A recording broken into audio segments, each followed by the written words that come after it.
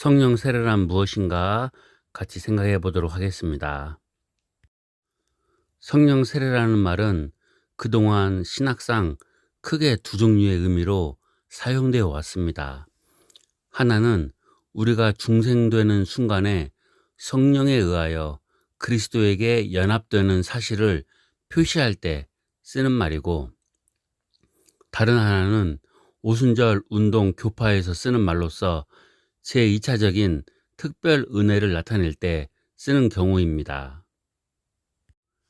우리는 먼저 세례라는 말의 용도를 성경에서 찾아보는 것이 필요합니다.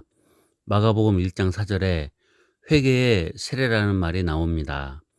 이 세례가 회개의 상징이 된 곳 외에 어떠한 연합이라든지 하는 신학적 의미를 주지는 않습니다.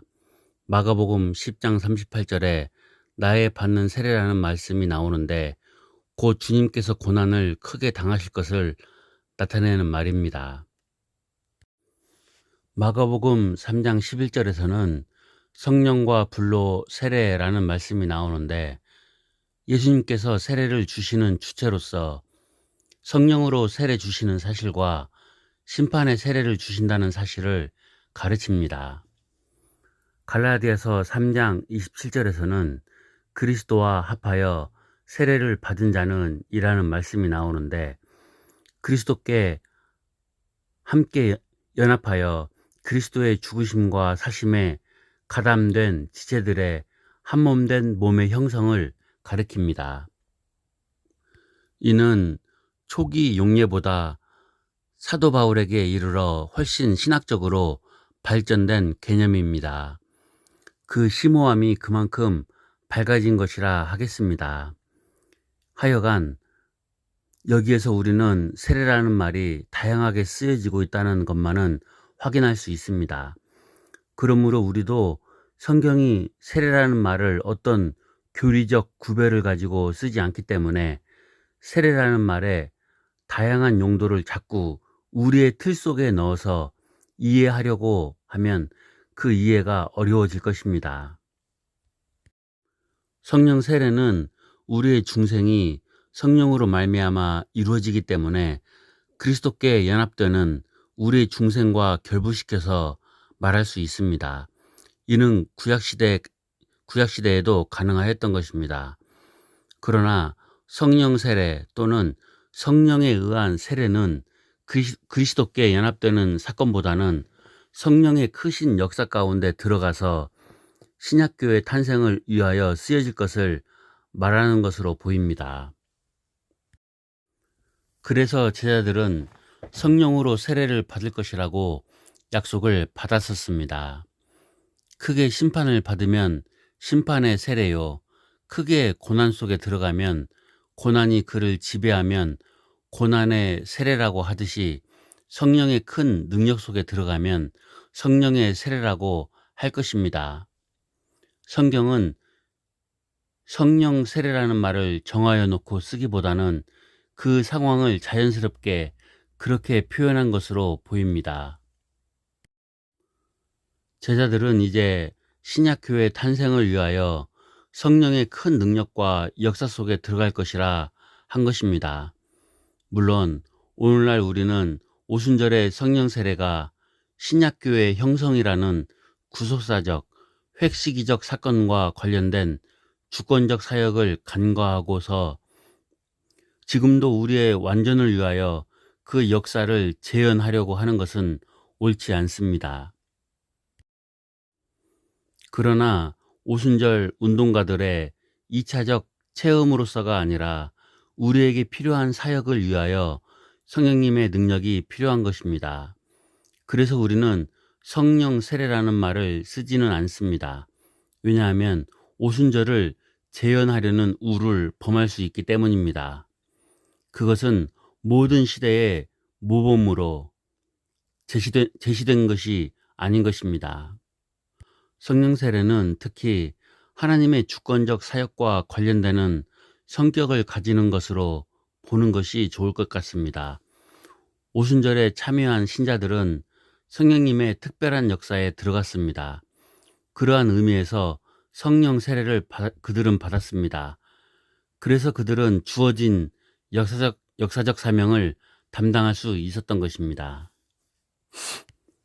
사마리아 신자들은 그들이 그리스도인이 되지 않은 것은 아닙니다. 그러나 그들은 예루살렘에서와 같이 그러한 성령님의 독특한 역사를 경험하지는 않았던 사람들입니다. 그들은 성령님에 의한 예수님에게로의 세례는 받았지만 예루살렘에서와 같은 특별한 역사 가운데 있지는 않았습니다. 물론 그들이 그러한 성령의 충만하신 특별한 역사를 경험하지 못하였다고 해서 신앙생활이 불가능했던 것은 아닙니다.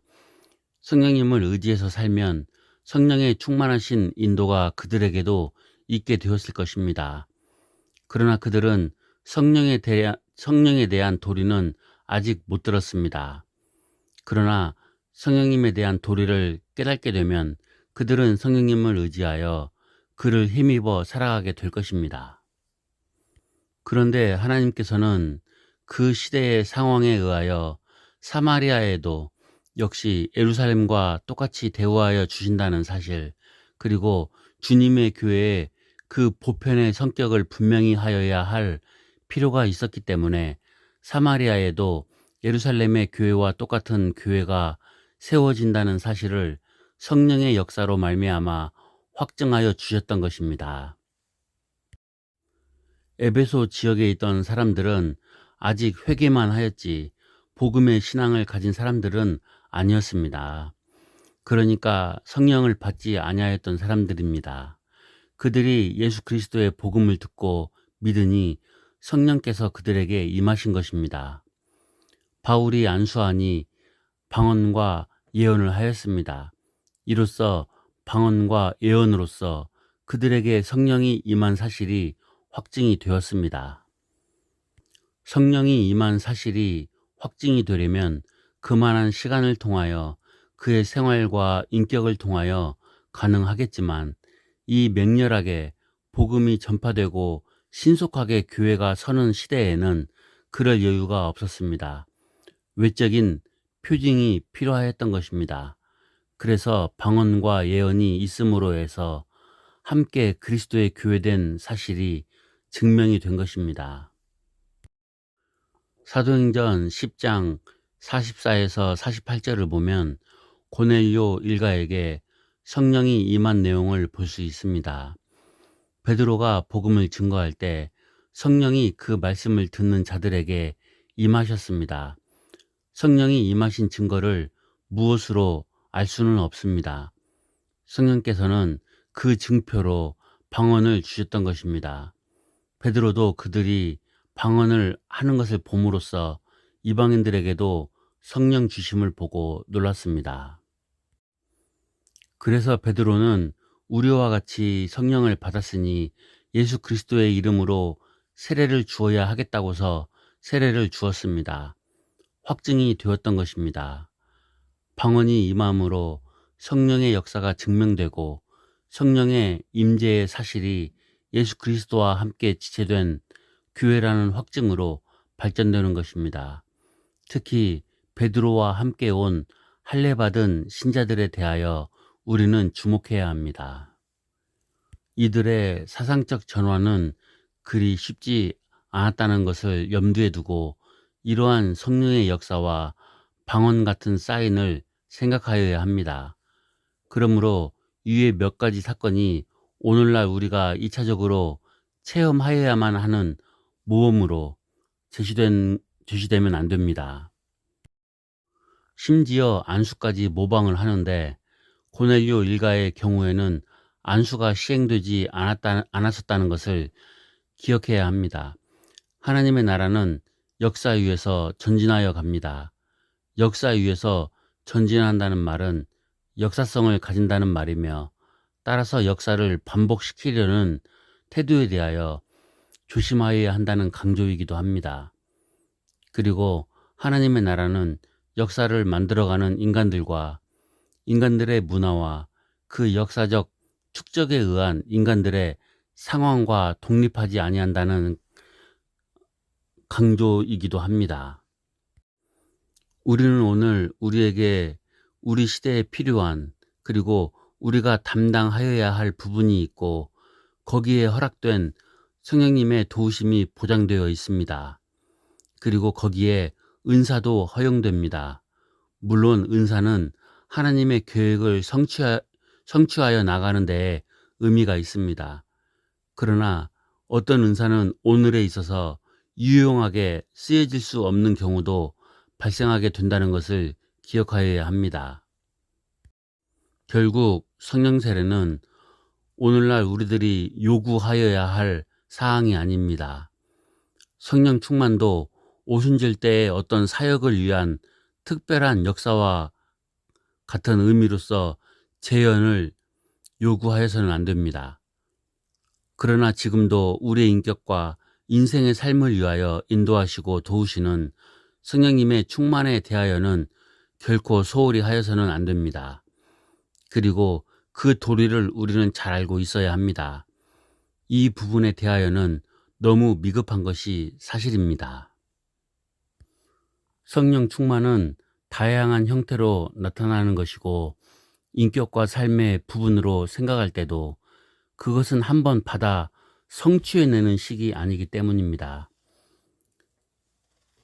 어떤 사람들은 성령 충만이나 성령 세례 받았다 하면서 그것을 무아지경에 빠지거나 정신이 몽롱한 상태에 빠지거나 또는 어떤 감정적인 고양 그런 것들을 두고 성령 충만 받았다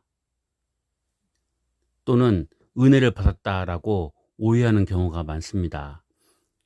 그런 부분들을 우리가 주의하면서 앞으로 성령에 대해서 함께 나누도록 하겠습니다.